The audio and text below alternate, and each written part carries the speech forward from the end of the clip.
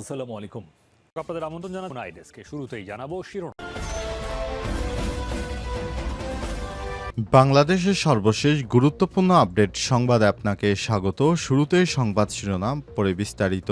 প্রথমে জানাবো, কেরি কেনেডির সামনে আয়নাঘরের দুর্দশার স্মৃতি বর্ণনা, কাঁদলেন মীর আহমেদ। আজ ঢাকায় আওয়ামী দুঃশাসনের কুখ্যাত আয়নাঘর পরিদর্শন করেছেন যুক্তরাষ্ট্রের মানবাধিকার সংগঠন RFK সেন্টারের প্রেসিডেন্ট কেরি কেনেডি। এ সময় ৮ বছর আগে গুম হওয়া যন্ত্রণা বর্ণনা করতে গিয়ে কেঁদেছেন সেখানে বিনা বিচারে আটকে থাকা মীর আহমেদ বিন কাশেম। সামাজিক যোগাযোগ মাধ্যম ফেসবুকে প্রধান উপদেষ্টার প্রেস সচিব শফিকুল আলমের শেয়ার করা ছবিতে দেখা যায় ধ্বংসস্তূপে দাঁড়িয়ে থাকা সেই ঘরেই কেঁদে ফেলেন মীর আহমেদ। সেখানে তিনি প্রায় ৮ বছর গোপনে আটকে ছিলেন। এ সময় তাকে জড়িয়ে সান্ত্বনা দেন কেরি। এই আয়নাঘরটি সেই গোপন বন্দিশালা যেখানে বাংলাদেশের পতিত স্বৈরশাসক শেখ হাসিনা দীর্ঘ দমনপীড়নের সময় অসংখ্য গুম হওয়া ব্যক্তিকে আটক করে রাখা হতো।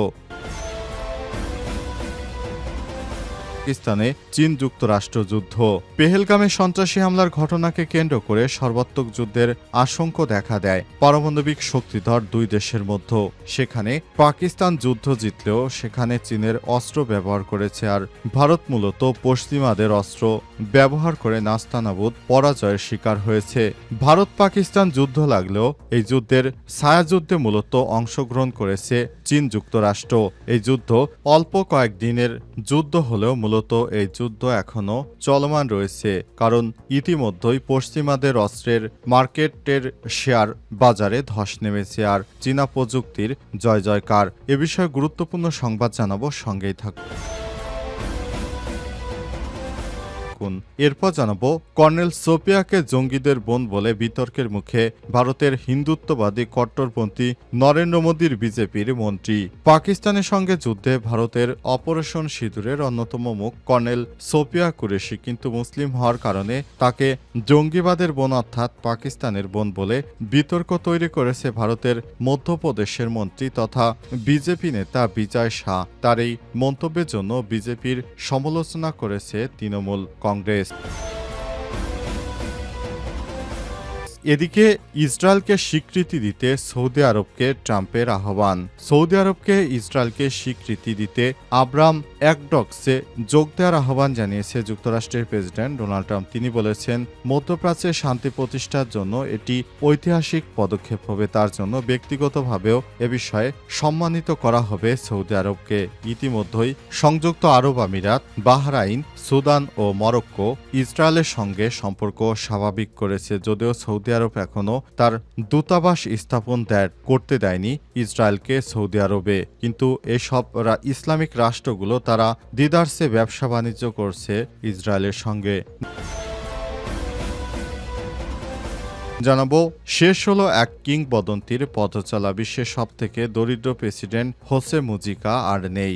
উরুগুয়ের সাবেক প্রেসিডেন্ট বামপন্থী বিদ্রোহী থেকে জনপ্রিয় নেতা হয়ে ওঠা হোসে পেপে মুজিকা ৮৯ বছর বয়সে মারা গেছেন। আজ সামাজিক যোগাযোগ মাধ্যমে এক বার্তায় উরুগুয়ের বর্তমান প্রেসিডেন্ট ইয়ামান্দু ওসি তার মৃত্যুর খবর নিশ্চিত করেছে।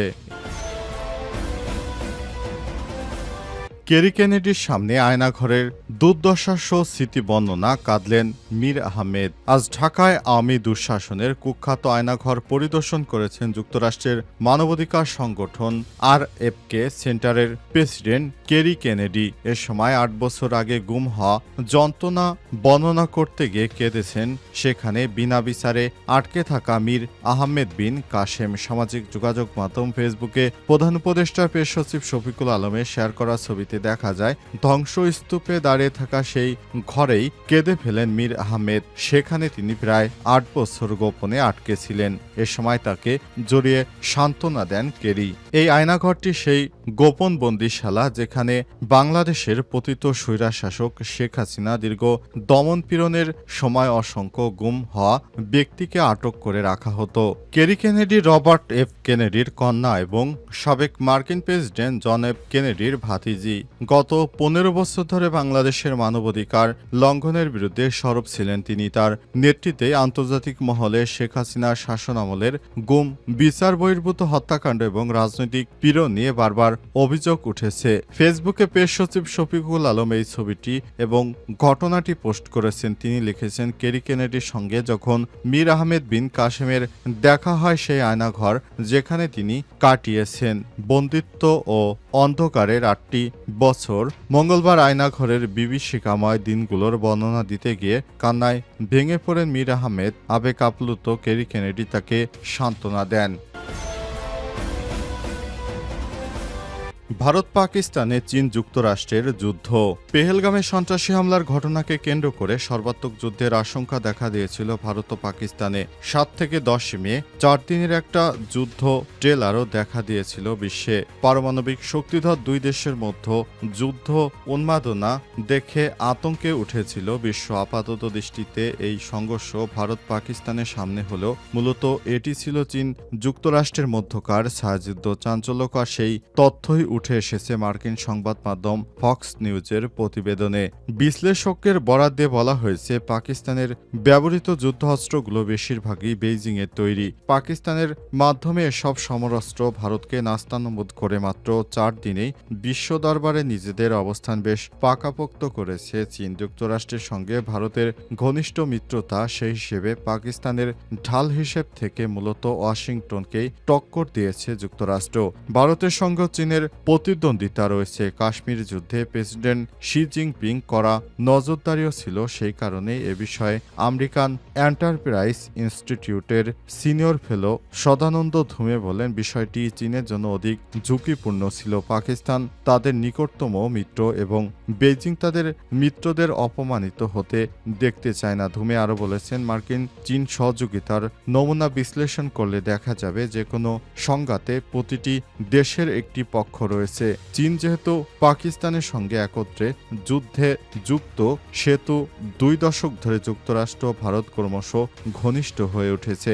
মূলত দুই দেশের সমরাস্ত্র নিয়েই ছায়াযুদ্ধে জড়িয়েছে চীন এবং যুক্তরাষ্ট্র। কর্নেল সোপিয়াকে জঙ্গিবাদের বোন বলে বিতর্কের মুখে বিজেপি মন্ত্রী। পাকিস্তানের সঙ্গে যুদ্ধে ভারতের অপারেশন সিঁদুরের অন্যতম মুখ ছিলেন কর্নেল সোপিয়া কুরেশি, কিন্তু মুসলিম হওয়ার কারণে তাকে জঙ্গিদের বোন অর্থাৎ পাকিস্তানের বোন বলে বিতর্ক তৈরি করেছে ভারতের মধ্যপ্রাচ্যের মন্ত্রী তথা বিজেপি নেতা বিজয় শাহ। তার এই মন্তব্যের জন্য বিজেপির সমালোচনা করছে তৃণমূল ও কংগ্রেস। আজ ইন্দোরে এক জনসভার ভাষণে এই মন্তব্য করেন কট্টরপন্থী হিন্দুত্ববাদী এই নেতা। কংগ্রেস এই সংক্রান্ত একটি ভিডিও শেয়ার করেছে। তাতে বিজয় শাহ বলছেন, সিঁদুর মুছে আমাদের বোন মেয়েদের অসম্মান করেছে জঙ্গিরা। আমরা পাল্টা জবাব দেওয়ার জন্য তাদের বোনকেই পাঠিয়েছি। তিনি আরো বলেন, পেহেলগামে জঙ্গিরা ধর্ম জানতে জামাকাপড় খুলিয়ে পরীক্ষা করেছে, তারপর গুলি করে মেরেছে। মোদি নিজে তো সে কাজ করতে পারবেন না, তাই জঙ্গিদের সম্প্রদায়ের বোনকে দিয়ে পাঠিয়েছি শাস্তি দেওয়ার জন্য। বিজেপি নেতার এই মন্তব্যের সমালোচনা করে অবিলম্বে তাকে মন্ত্রিসভা থেকে পদত্যাগের দাবি তুলেছে তৃণমূল। তারা জানিয়েছে এটা বিজেপির আসল রূপ। ওরা বিদ্বেষ এতটাই ব্যস্ত যে ভারতীয় সেনা কর্মকর্তাকে বিষাক্ত ধর্মান্ধর শিকার হতে হচ্ছে। বিজেপির যদি এতটুকু লজ্জা থাকে তাহলে কর্নেল সোপিয়া এবং দেশের সশস্ত্র বাহিনীর কাছে ক্ষমা প্রার্থনা করুন।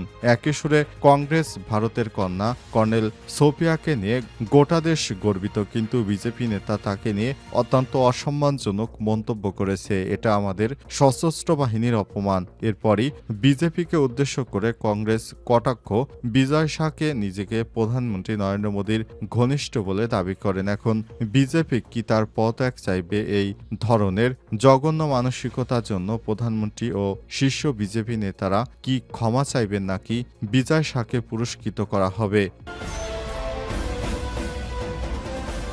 ইসরায়েলকে স্বীকৃতি দিতে সৌদি আরবকে ট্রাম্পের আহ্বান। সৌদি আরবকে ইসরায়েলকে স্বীকৃতি দিতে আব্রাহাম অ্যাডডক্সে যোগ দেওয়ার আহ্বান জানিয়েছে যুক্তরাষ্ট্রের প্রেসিডেন্ট ডোনাল্ড ট্রাম্প। তিনি একে মধ্যপ্রাচ্যে শান্তি প্রতিষ্ঠার পথে একটি ঐতিহাসিক পদক্ষেপ এবং তার জন্য ব্যক্তিগত সম্মানের বিষয় হবে বলে উল্লেখ করেছেন। বুধবার এক প্রতিবেদনে খবর দিয়েছে দ্য এক্সপ্রেস ট্রিবিউন। মঙ্গলবার রিয়াদে অনুষ্ঠিত সৌদি মার্কিন বিনিয়োগ ফোরামে ভাষণ দেওয়ার সময় ট্রাম্প সরাসরি সরাসরি সৌদি যুবরাজ মোহাম্মদ বিন সালমানের প্রতি আহ্বান জানান তিনি। ওই ফোরামে প্রযুক্তি উদ্যোক্তা ইলন মাস্কের পাশে আসন গ্রহণ করেছিলেন। ট্রাম্প বলেন, আমার দৃঢ় প্রত্যাশা, আকাঙ্ক্ষা, এমনকি স্বপ্ন সৌদি আরব শীঘ্রই আব্রাম অ্যাডক্সে যোগ দেবে। এটি আপনার দেশের জন্য একটি বিশাল মর্যাদার বিষয় হবে এবং মধ্যপ্রাচ্যের ভবিষ্যতের জন্য অত্যন্ত গুরুত্বপূর্ণ। প্রথম মেয়াদে ট্রাম্পের মধ্যস্থতায় স্বাক্ষরিত আব্রাম অ্যাডক্সের মাধ্যমে সংযুক্ত আরব আমিরাত, বাহরাইন, সুদান ও মরক্কো ইসরায়েলের সঙ্গে সম্পর্ক স্বাভাবিক করেছে। যদিও সৌদি আরব এখনও ইসরায়েলের সঙ্গে কূটনৈতিক সম্পর্ক স্থাপন করেনি, তবে বিগত কয়েক বছর এ বিষয়ে গোপনে আলোচনার খবর প্রকাশ পেয়েছে। আব্রাহাম অ্যাডক্সকে অংশগ্রহণকারী দেশগুলোর জন্য একটি দারুণ সাফল্য আখ্যা দিয়ে ট্রাম্প বলেছেন, এই উদ্যোগ ছিল শান্তির জন্য এবং তা অত্যন্ত সফলভাবে অগ্রসর হচ্ছিল। এ সময় তিনি বাইডেন প্রশাসনকে অভিযুক্ত করে যে তারা উদ্যোগে এগিয়ে নিতে ব্যর্থ হয়েছে। আঞ্চলিক নিরাপত্তা ইস্যুতে ট্রাম্প আবার ইরানের বিরুদ্ধে কঠোর হুঁশিয়ারি উচ্চারণ করে তিনি বলেন, ইরান যদি নতুন পারমাণবিক চুক্তিতে রাজি না হয় তবে তার দেশের বিরুদ্ধে আবারও ব্যাপক সর্বোচ্চ চাপ প্রয়োগ করা হবে। ট্রাম্প আরও বলেন, আমি ইরানের তেল রপ্তানি শূন্যে নামিয়ে আনব, সময় খুব কম, তাদের এখনই সিদ্ধান্ত নিতে হবে।